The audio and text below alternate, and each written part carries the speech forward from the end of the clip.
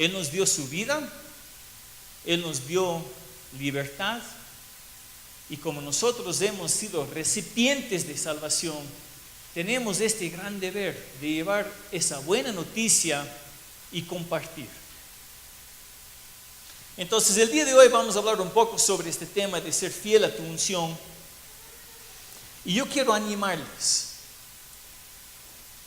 El primer paso en este proceso es cambiar una forma de pensar. Cada uno de nosotros tenemos una forma de pensar y quizás su modo de pensar siempre ha sido: mi cristianismo es de domingo, 11 de la mañana hasta 2:30, con suerte 2:40, con un poco más de suerte hasta las 2:15, con café al final. Y tal vez, si medio bueno, también mi cristianismo incluye martes en la noche yendo a una iglesia de hogar. ¿No es cierto? Pero eso no es el propósito de la iglesia. Eso no es el propósito del cristianismo. Nuestra fe no debería ser algo solamente de un domingo y un martes, o no sé, un momento cuando nos parece. Y realmente nosotros tenemos que tener un concepto un poco diferente. No es que solamente es el pastor o la persona que está aquí parado frente el domingo hablando, que tiene esa unción, esa habilidad, ese llamado de estar sirviendo al Señor. Yo creo que es muy común que nosotros, cuando somos recién aceptando a Cristo, recién involucrándonos a una iglesia, y tenemos un modo de pensar de que ellos son, las otras personas van a hacer las cosas, pero yo solamente quiero llegar y nada más. Y el día de hoy espero que les estoy retando un poco, no de una forma demasiado incómoda y no con culpabilidad, porque eso tampoco es el objetivo, pero haciendo ver la importancia que todos tenemos. Yo quiero leer un versículo que es en Romanos, para que anoten, Romanos 12, versículo 2. Este proceso empieza con una transformación de cómo pensamos y cuál es nuestra filosofía acerca del servicio. Entonces, empecemos aquí. Romanos 12, versículo 2 dice: no adopten las costumbres de este mundo, sino transfórmense por medio de la renovación de su mente, para que comprueban cuál es la voluntad de Dios, lo que es bueno, agradable. Nosotros podemos ver este concepto de unción desde el inicio de las Escrituras en el Antiguo Testamento, con Moisés. Y este concepto de unción es algo que podemos ver a lo largo de todo lo que es la Biblia, tanto el Antiguo Testamento como el Nuevo Testamento. Y realmente nosotros podemos ver, empezando en el libro de Éxodo capítulo 29, que Dios empezó a dar unas instrucciones al pueblo de Israel. Este pueblo de Israel fue una nación que fue apartado. Dios desde mucho antes había hablado a Abraham y dijo a Abraham: yo voy a hacer de ti un pueblo, una nación, y por medio de ti todo el mundo será bendecido. Y esta nación fue llevado a Egipto, fueron esclavos mucho tiempo, cientos de años en esta nación, construyendo probablemente pirámides, construyendo diferentes obras. No sabemos exactamente, pero nosotros sabemos que sí fueron esclavos. Y el trato fue sumamente injusto y sufrieron bastante. Hasta que tal punto llegó el sufrimiento, se pueden imaginar que el faraón había dado el orden de matar a todos los bebés, machos, hombres del pueblo de Israel, porque estaban creciendo demasiado. Se pueden imaginar ese dolor de las madres al ver que nace una criatura, semejante felicidad, ver que era hombre y de un sufrimiento, porque a qué hora y a cuándo y qué día se iba a dar cuenta los soldados egipcios y buscar esa criatura y matar. Y sin embargo, Dios en su gracia lleva ese pueblo de Israel por medio de Moisés y les lleva al desierto. Y empieza este proceso de darles una nueva identidad, una nueva cultura. Y bueno, sabemos la historia, están ahí en el desierto, andando, y Dios poco a poco les empieza a dar leyes, ¿no es cierto? Y les empieza a dar una identidad. Y aquí en Éxodo 29 podemos ver una parte que Dios está dando una orden a Moisés. Y vamos a ver desde el versículo 7, dice, aquí, a continuación, tomarás el aceite de consagrar y lo derramarás sobre la cabeza de Aarón y así lo ungirás como sacerdote. Harás que acerquen sus hijos y los vestirás con las túnicas. Les sujetarás el cinto a Aarón y a sus hijos y les atarás las tiaras y recibirán el sacerdocio por derecho perpetuo. Así consagrarás a Aarón a sus hijos. Podemos ver aquí que Dios da una orden de ungir a Aarón y sus hijos para una misión. Fueron consagrados para ser sacerdotes. Esta unción, este acto de tomar aceite y derramar sobre la cabeza de ellos fue un acto de empoderarles. Y podemos ver más allá en Éxodo 30, empezando en versículo 22, no vamos a leer todo, pero básicamente en Éxodo 30, empezando en versículo 22, Dios le da una receta específica a Moisés para hacer un aceite especial para ungir a las personas.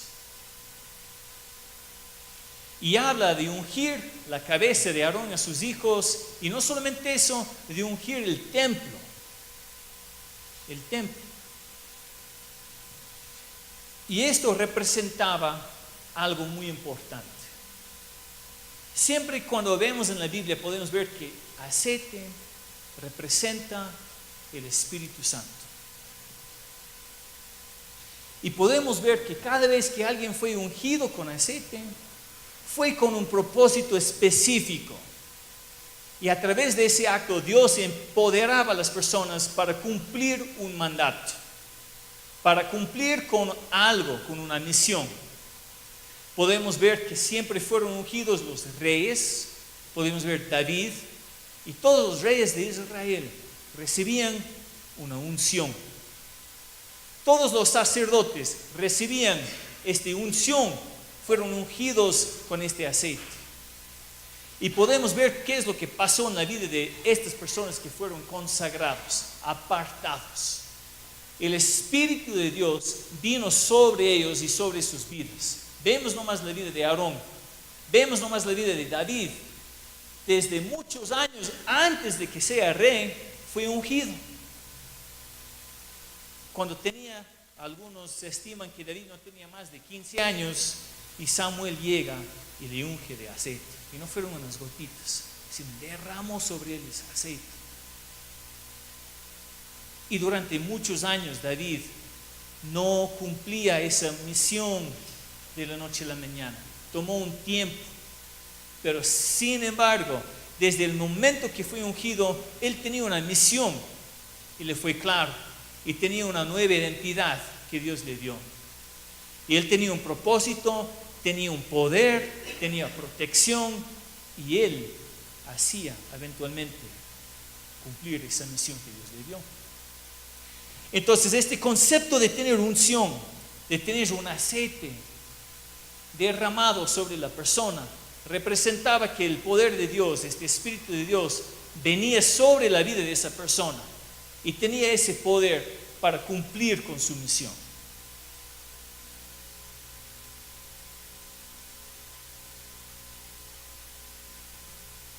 Ahora vamos a dar un salto, par de 1000 de años, y vamos a ver cómo esto afecta a nosotros hoy en día. Vamos a 2 de Corintios, capítulo 1 y versículo 21.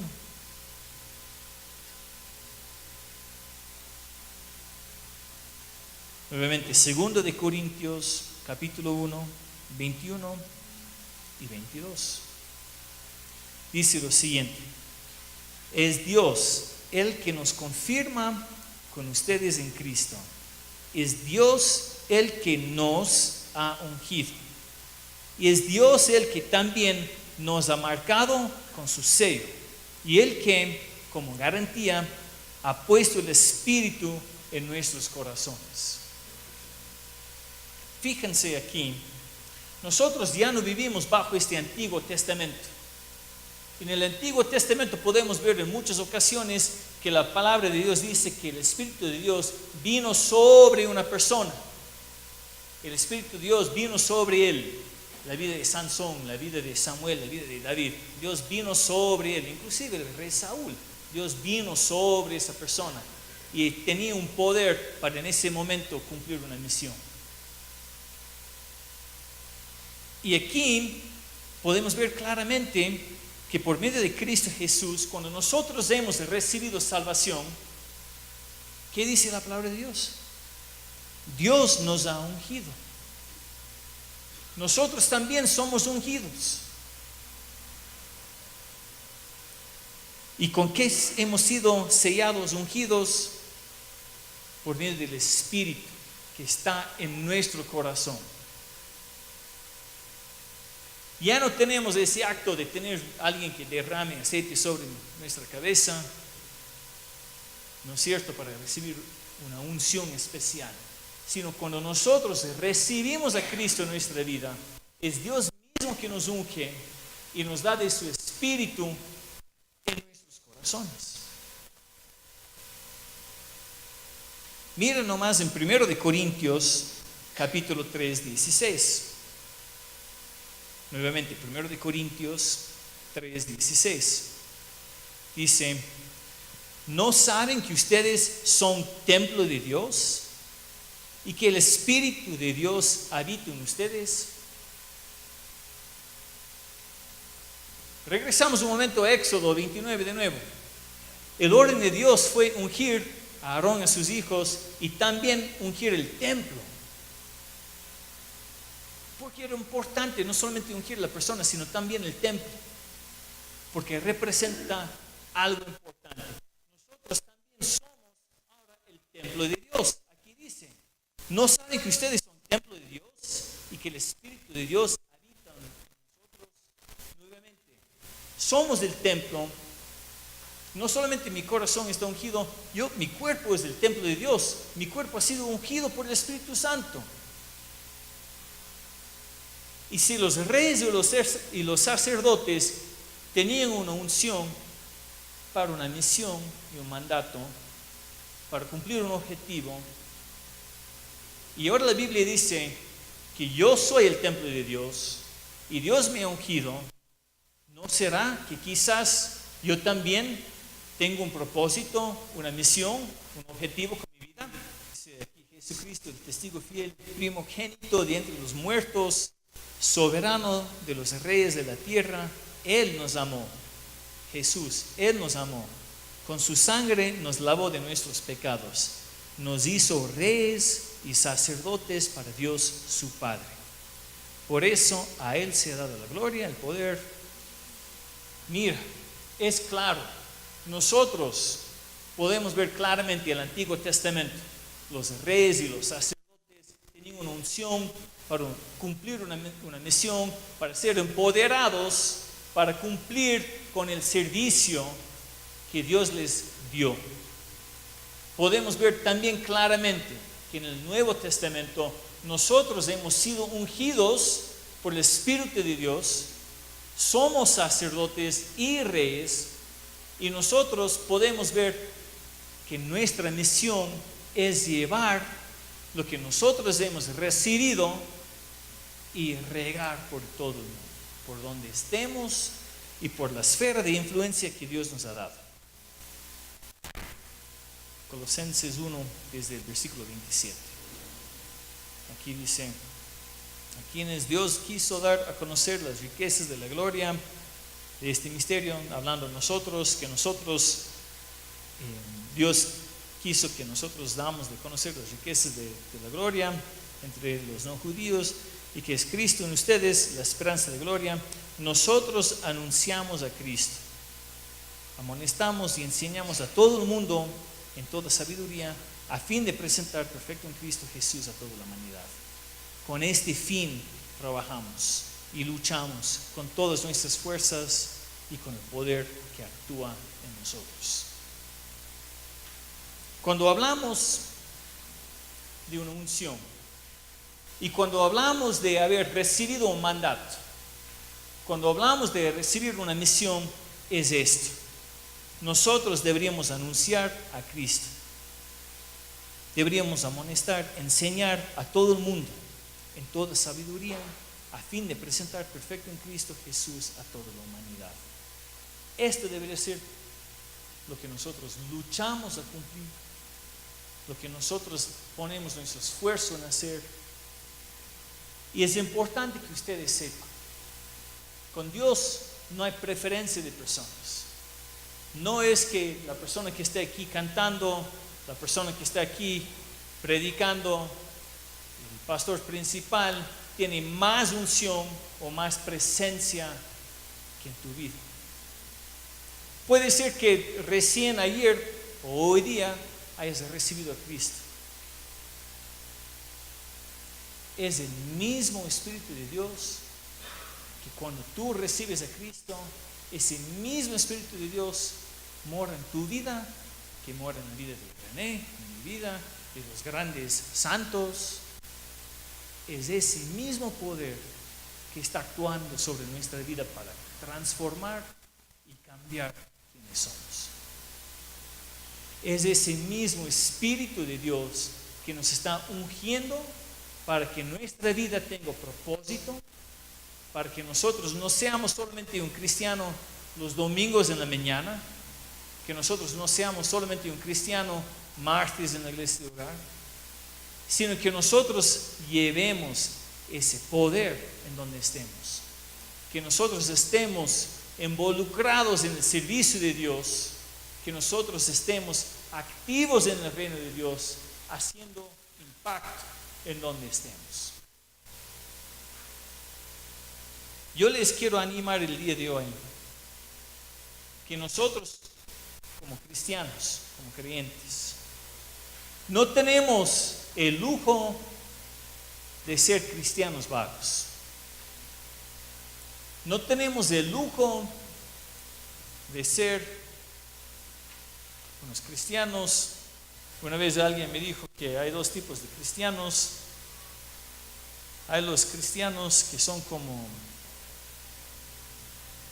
células que forman parte del cuerpo. Y hay cristianos que son como virus, que están en el cuerpo, que están viviendo y se mantienen vivos del esfuerzo del resto del cuerpo. Entonces deberíamos ser células del cuerpo, que nosotros cuando estamos juntos todos formamos un solo cuerpo de Cristo. Y cuando uno de nosotros no estamos aportando lo que Dios nos ha ungido a hacer, cuando no estamos cumpliendo con el mandato que Dios nos ha hecho, estamos afectando al resto del cuerpo. Deberíamos ser esos creyentes que seamos realmente partícipes en el cuerpo de Cristo. No deberíamos ser el virus, no deberíamos ser los cristianos que solamente vivimos del esfuerzo de los demás, que solamente venimos aquí el domingo, recargamos un poco y el resto de la semana medio arrastrándonos hasta llegar el domingo de nuevo para estar con ánimo hasta lunes, martes. Tenemos que darnos cuenta que nosotros tenemos el Espíritu de Dios, el mismo Dios que creó el universo viviendo en nuestra vida. Eso es lo que nos debería motivar a actuar.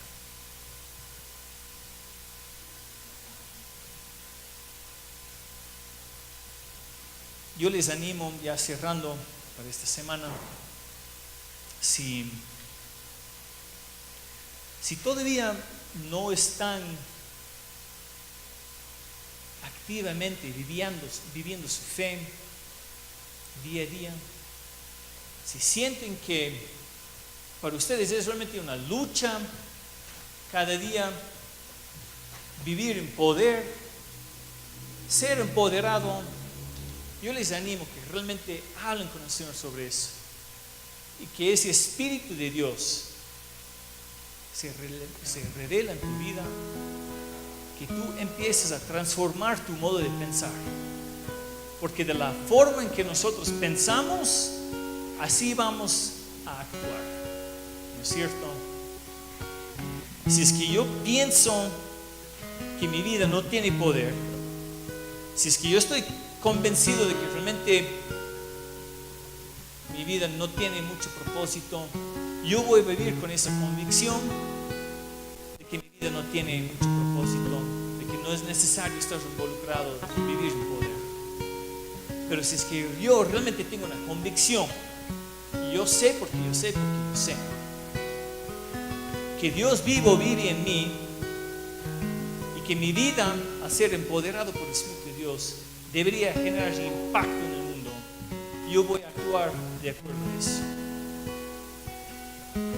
Y si tú aún no estás convencido de esa verdad, es necesario parquear tu vida un rato en Romanos 1 y 2, Romanos 12, 1 y 2, y vivir eso, que tu vida sea transformado mediante la renovación de tu mente.